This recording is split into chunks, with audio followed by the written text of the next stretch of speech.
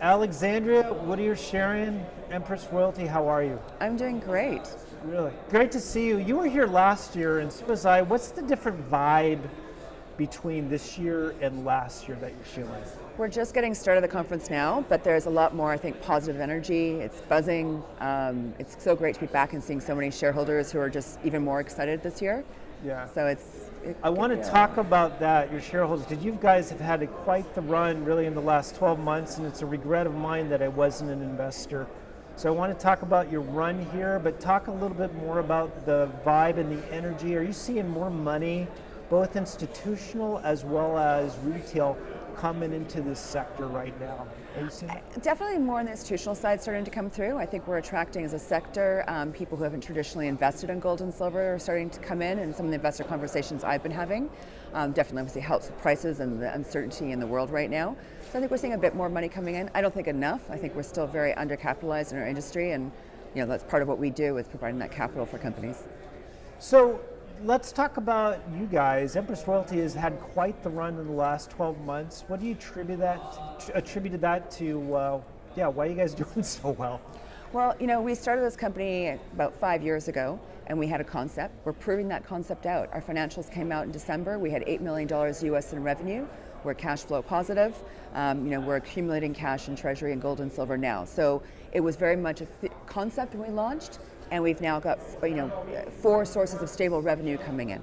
And that's been really critical, and I think we're starting to see that valuation come into the share price. We're still very undervalued, but coming in. Tell me about that. You have 4 sources of revenue coming in. And actually, let's take a little step back further. You're a royalty, or really a streaming company. For people that don't know what that is, tell us about that and what makes you different, and let's talk about your 4 streams of revenue that you have coming in. So a royalty is where we invest in a company and we get a percentage of revenue from that production. A stream is where we invest in a company, but we're taking a percentage of gold or silver at a deeply discounted price. We pay 20% of spot, so it's an 80% discount. There's slightly different structures in the agreements. A royalty agreement's roughly 30 pages, a streaming agreement's a couple hundred, and there's different levers that you can play with a streaming agreement. We like the streaming agreement. It works, I think, better for the investments that we're making, again, taking asset security over the assets. What kind of even taking a step further back, like how we're different, there's lots of different types of royalty and streaming companies. There's the prospect generators, early stage, who knows if it'll turn into a mine. If it does, long lead time to revenue generation. Then there's a bunch of groups buying existing third-party royalties. So you can't negotiate the terms, they're already set, and you're not putting money directly into the company, and typically they go for a premium. We're on the creation side, so we're directly investing into mining companies, having that direct relationship. We get monthly reporting, we're able to work with the company to make sure that the streaming finance works for them so they can be successful, because we need them to be successful for us to be successful. Mm-hmm. And we're able to target our investment dollars either in late stage development projects that are very close to production, or ones that are already in production and need that expansion capital. So that's what brings the revenue so quickly into Empress, because we're going at that end of the market for the investments. So looking at the Lassonde curve, you're right here, correct? So that's really, talking to all my viewers and listeners, Empress Royalty is really on the end of the Lassonde curve, which is very typically, correct me if I'm wrong, very low risk, where it's higher risk, higher reward, if you would. On this end, they're very low risk, not as high as reward, but at $3,000 gold, it's very high reward. You're pretty money, right? It's been amazing, especially the commodity prices are. But we're definitely de-risked in that sense. So the permits are in place, the operational plans are there. So a lot of that's been done, or has been done when we get involved. Tell me about the sources of revenue that are coming in.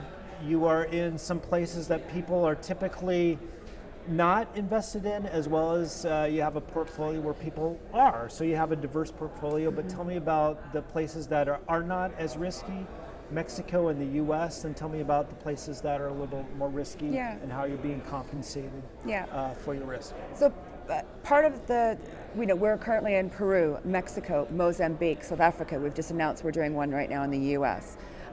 We're going into countries that we've operated before, and part of the core team of Empress and our investment managers, Endeavor Financial, have been around for 30 years. We have operated in these countries. We know how to structure the deals, how to make sure the legal framework's right, how to get money in and out of the country. So we're able to get great returns, for example, in Mozambique. The part of South Africa we're in is a great mining jurisdiction. It's got consistent power. Those are all the things we look at when we look at investments. We're in Mexico, we're in Durango. In Peru, we've invested in, we did that about 3 years ago during a pretty unstable election that was going on. But the group we were invested in, they're Peruvians. The team's Peruvians. It's not like they're foreigners coming in. They were able to operate consistently throughout all of that and have operated consistently since we've invested in them. So it really is about the people we're investing in and the parts of the countries that we're investing in. Okay, so talk to me about your growth strategy here right now, because it's great you have these assets they're producing. If I'm an investor now, I want to see a growth picture, and then we'll talk about share structure. But talk to me about, what's the plan for growth? So we did $8 million in revenue, as I said, last year. We're expecting to double that this year, just based upon the 4 initial investments we've made. Okay, so, let me interrupt you. Yeah. So you have a market cap of, correct me if I'm wrong, about $50 million right now. US, yeah.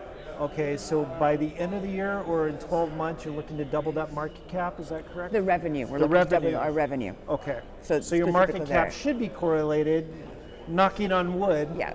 Okay. If logic applies. Wow, that's great. I'm looking at this, to all my viewers and listeners, I'm looking at this as a potential investor. I am not an investor yet, as of the dropping of this video in Empress Royalty, but that more than likely will be changing. So you're looking to double just revenue. Yeah, and that's just those 4 assets. Just with the 4 we've already got. And that is because 2 of them are dramatically ramping up production, and so that'll bring in even more in. Then we want to bring in new deals. We've just announced the one in the US, so we'll bring in further revenue from new investments, which, by the way, we're self-funding the next deal we're doing. And then, we've got, the rise of the growth plans with bringing new deals in, and then the rise of gold and silver, because we're directly correlated with gold and silver. Right. So that's also the increase for growth. Alexandra, I'm very interested. I'm putting on my investor hat here. What is the plan then? Can you tell me over the next 12 months to 18 months, are you bringing more assets in, or can you comment on that? Absolutely. My intention is to bring more assets in. We're not buying existing simple ones. It is a complex process we go through, and I have rejected a lot of deals. We have got, signed term sheets done. We get a technical DD. If we don't like something, we won't invest. And so we've rejected one for ESG concerns that we had, how they operate in the communities when we were there. So they had to be the right deals for us to do. So we are patient in deploying our capital, but we're, I believe, putting to the right deals. So hopefully we'll have more deals in. This one we've just announced, we've got the binding term sheet, we've done our technical due diligence on it. It's just a matter of finalizing the final pieces, and that should be soon. And then we want to bring some more in. Are you only gold and silver, or do you look at other commodities? We are pure gold and silver 100%. We will not be doing other commodities. About 30% of our revenue is coming from silver right now, and then about the rest is in gold. I always want to keep that kind of balance, but I'm seeing a lot of gold opportunities right now. So we'll see what makes sense, but we definitely want to keep a balance between the 2. Okay, let's talk about the cash you have in the bank that you can comment on. How much money do you have right now? You can keep on doing deals, correct? I mean, how are you going to finance new deals? Yeah. And then also talk to me about how many shares do you have out there fully diluted? Where are the options and warrants written at? What strike price? Okay, so going to the first part of that question, talking about the cash on hand. So we're accumulating cash now. Our G&A is about $2.5 million US, and we don't need to get any bigger than that. So our G&A funds. Why don't you need to get any bigger than that? It's the business model of streaming and royalty. You don't need a lot of people to run these companies. We're not operators. We're not, we don't have all those costs that come with it. We're able to operate a very lean team. Also, with our partnership with Endeavor Financial, I've got access to all their cash flow models, financial analysts, mining engineers, geologists, not only source deals, but be able to quickly vet them and to be able to execute on them. So we've got amazing support from our shareholders in that sense. Going back to cash on hand, we're accumulating cash now. We'll be self-funding hopefully this next deal in the next couple of weeks. That's for $3 million US, and we'll still have cash left over after that. If we do a larger deal soon, or we've got a debt facility. Well, no, we don't need to. We've got a debt facility from Nabari. We've got $20 million available to us. Good answer. Yeah, we haven't done a private placement in over 3 years, and that was specifically to bring Rick Roll in. So you're protecting me as an investor. We're all large shareholders in this company. Management and board own 25%. We're very conscious of dilution.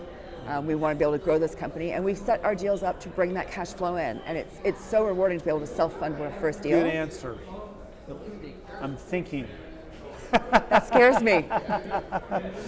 Okay, so take me now through the end of the year here. What's the plan for the next 6 months? Take me through, and why should I put my money with you for the next 6 months? We are significantly undervalued compared to our peers. When you look at the price to cash flow ratio for 2025, we're trading at such a huge discount, and we're showing how much revenue we're bringing in. So there should be a potential for a big re-rate. What would be fair market value then, would you say, or can you say that? I can't say that. You can't say that. Okay, got it. Unfortunately not. How can people, investors that are interested in the royalty business, the gold and silver, getting exposure to gold and silver, how do they find you? What's your website, and what exchanges are you traded on? What's your ticker symbols?